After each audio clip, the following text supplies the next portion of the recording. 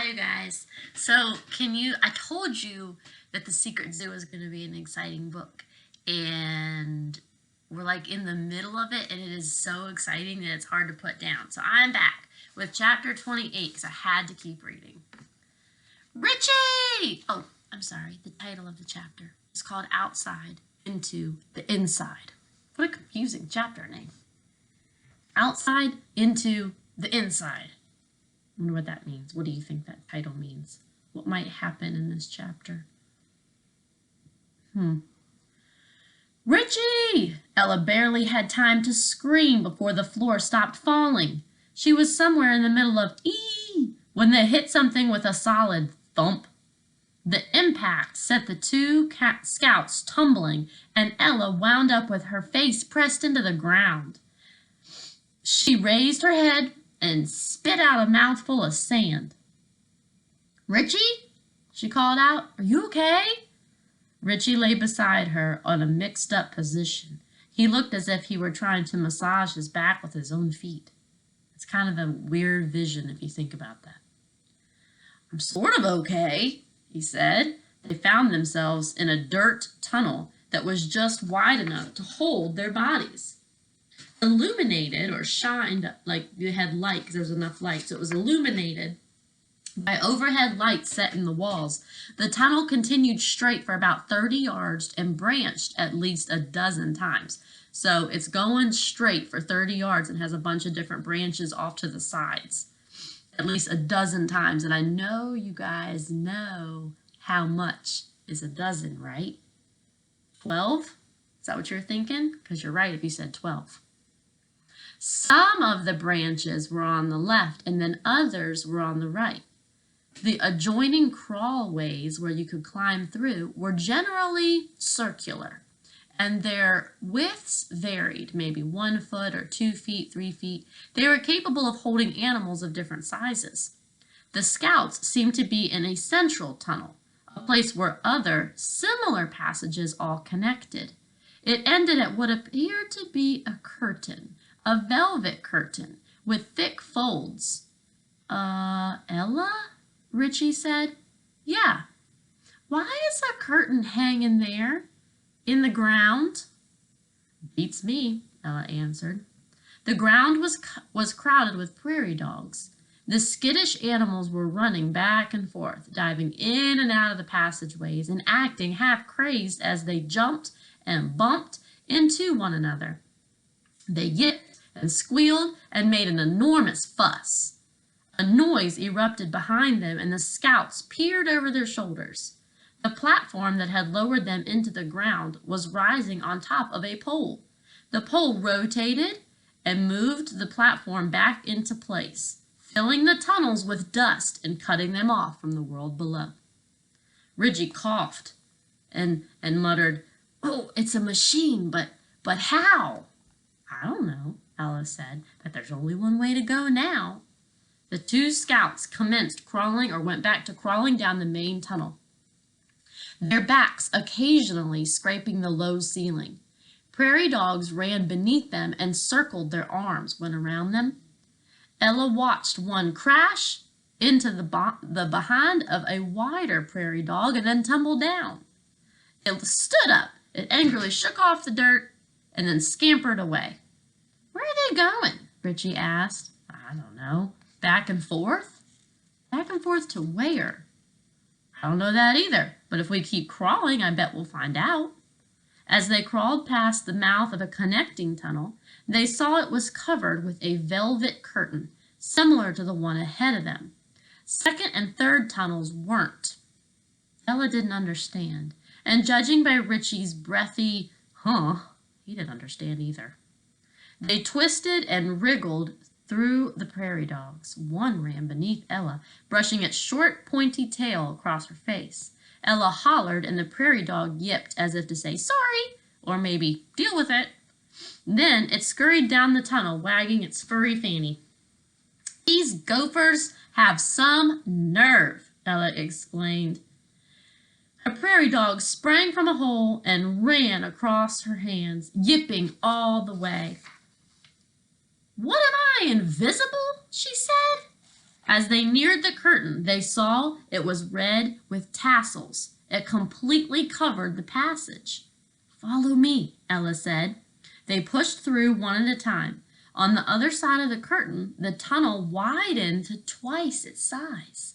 A few yards ahead, the cave came to an end, and sunlight poured in.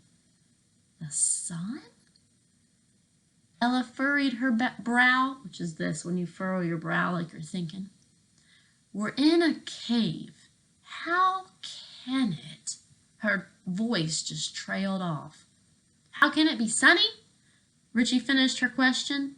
"It's the middle of the night." They stood up and dusted off their pants. "Are we inside?"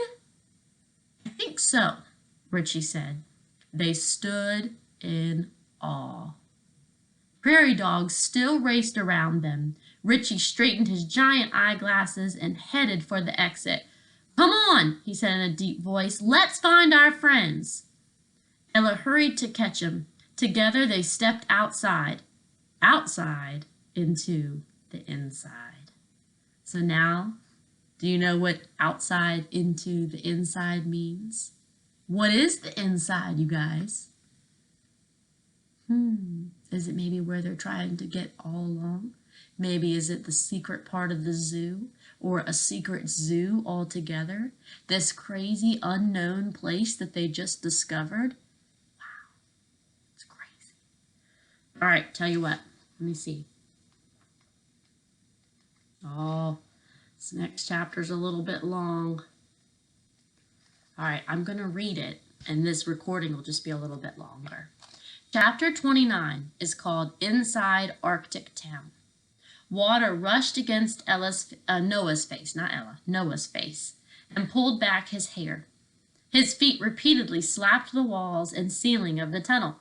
Each time Podgy rounded a bend or a corner, Noah worried that he'd slip off the penguin's back and drown. He couldn't figure out where he was. Was he inside the block of ice? Was he in the ground? Who had built this secret tunnel? And why did they build it? Something brushed against his face. It was soft and smooth like velvet. Just as Noah realized that he was about to run out of breath again, a spot of light appeared in the distance. Podgy worked his flippers harder than ever to pick up speed. As they swam forward, the light grew continuously until Noah realized it was an opening in the ceiling of the cave. I just heard about someone else seeing the end of the cave. A beam of light streamed through the hole. Podgy porpoised or swam through the opening in a glistening arc of rainbow colors as water sprinkled around him in the sunlight. He landed belly first on a sheet of ice and skidded forward at full speed. Screaming, Noah rode atop Podgy as if he were on a sled that had veered out of control. 50 feet ahead, they slid to a stop.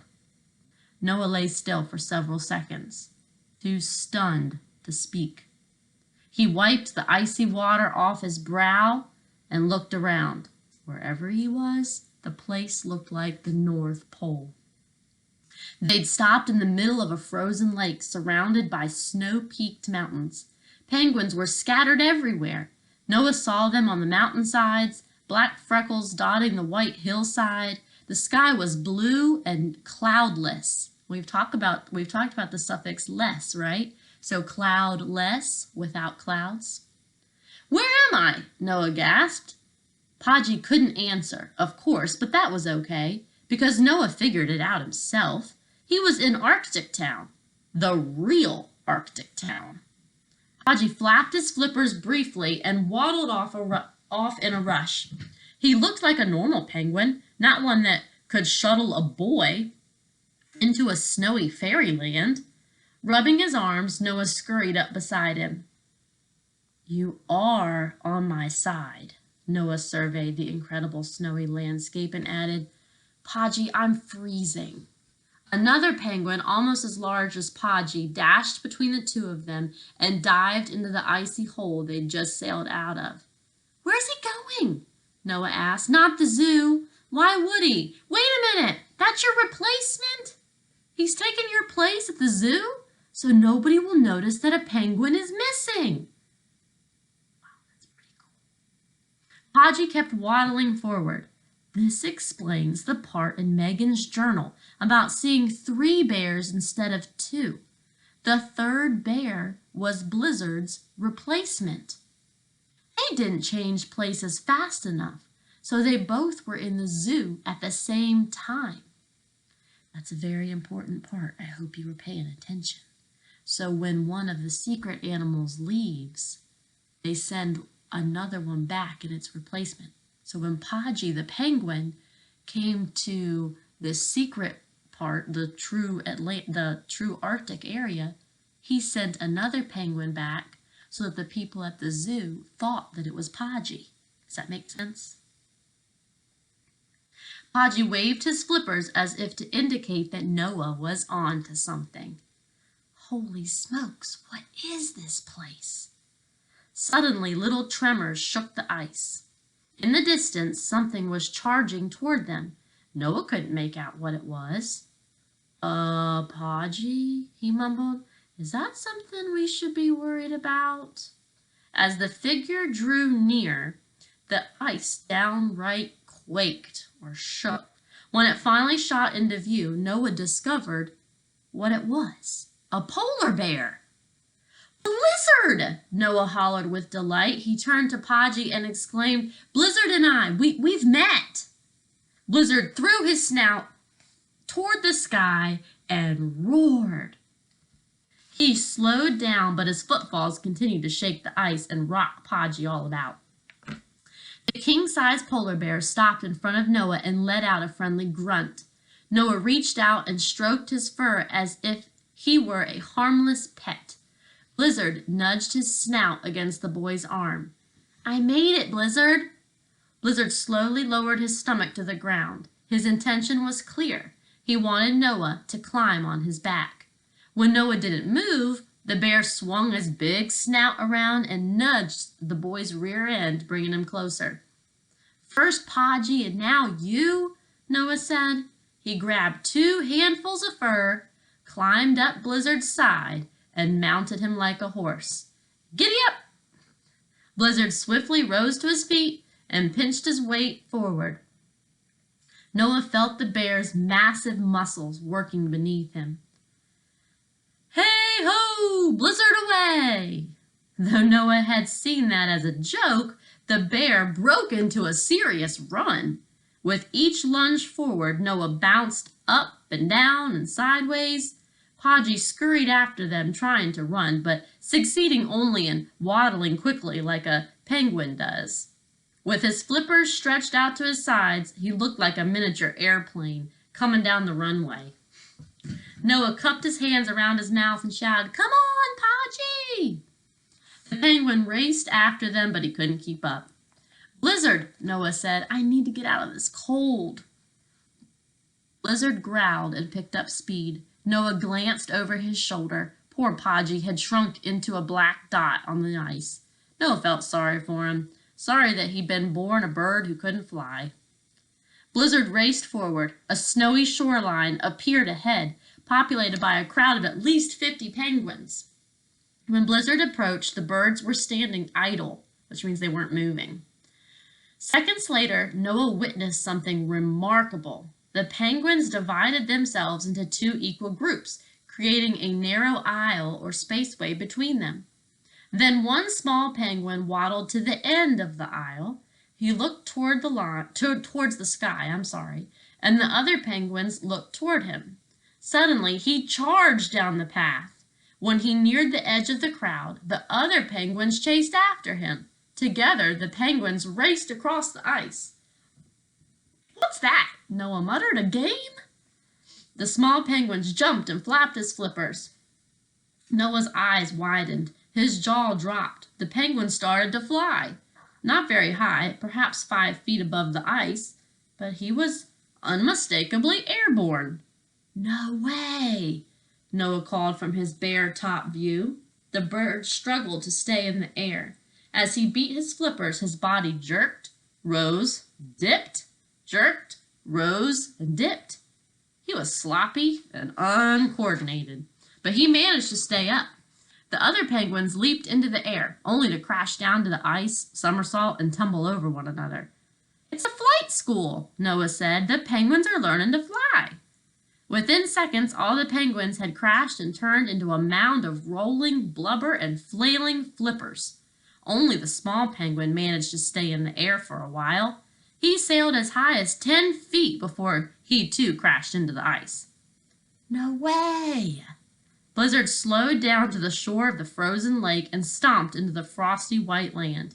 He and Noah were surrounded on all sides by snow-covered hills and distant ice-capped mountains, which means there are mountains with ice on the top. They're capped.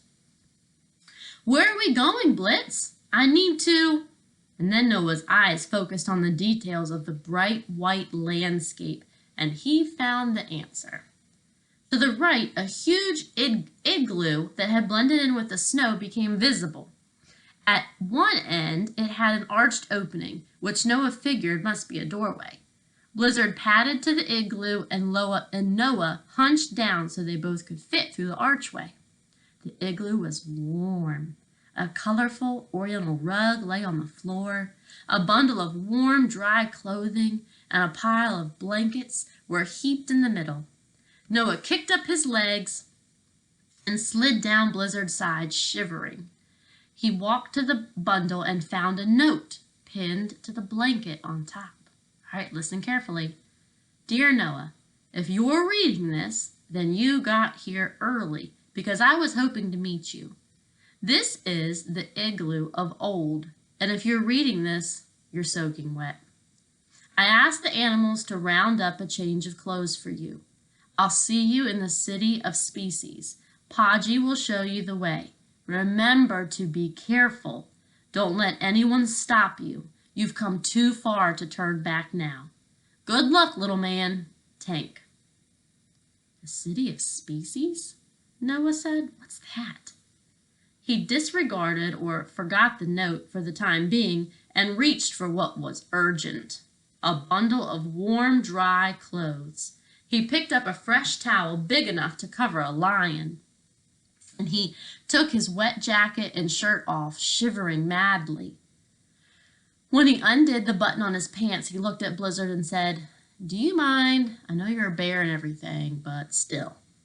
Blizzard rolled his head to one side and gazed out the arched doorway. "Thanks," Noah said. Pages are stuck. He worked the towel over his body, rubbing vehemently, which means like intentionally strongly. Once he was dry, he pulled 2 heavy blankets from the pile, dropped down on the rug, and dived between the folds of the covers. "I'm so cold," he moaned. Under the weight of the blankets, Noah was soon warmed by the heat of his own body. Blizzard came near him. At eye level, Noah had a clear view of his paws. They were big enough to stomp out a campfire, and his claws were sharp enough to slice a watermelon. The bear dropped his body and nudged in beside Noah. Not a moment later, Podgy waddled through the entrance to the igloo. "Hey, Podgy," Noah mumbled. Nice that you could make it." Podgy aimed straight for the bundle. He snatched a blanket with his bill, turned around, walked on top of Noah, and dropped the cover evenly over Noah's shoulders. "Thanks, Podge." Noah nestled so close to Blizzard that his knees slipped into the bear's furry blubber. The great animal gently laid his head across Noah's body and wrapped him in his long neck. Noah could hear Blizzard's breathing. He could even feel the bursts of warm air across his back. The chill continued to ease out of his body. Noah realized how tired and exhausted he was. It was the middle of the night at home, wherever that was. A quick nap would help him in his next adventure. He closed his eyes and dozed off, letting himself slip into dreamland. In his mind, he found a memory of his sister and held it. He pictured Megan's face and her smile. Love for her filled his heart as he fell asleep in the warmth of his strange and wonderful new friends. How cool to be cuddled up and sleeping with a polar bear and a penguin. Isn't this such a cool book? I love it.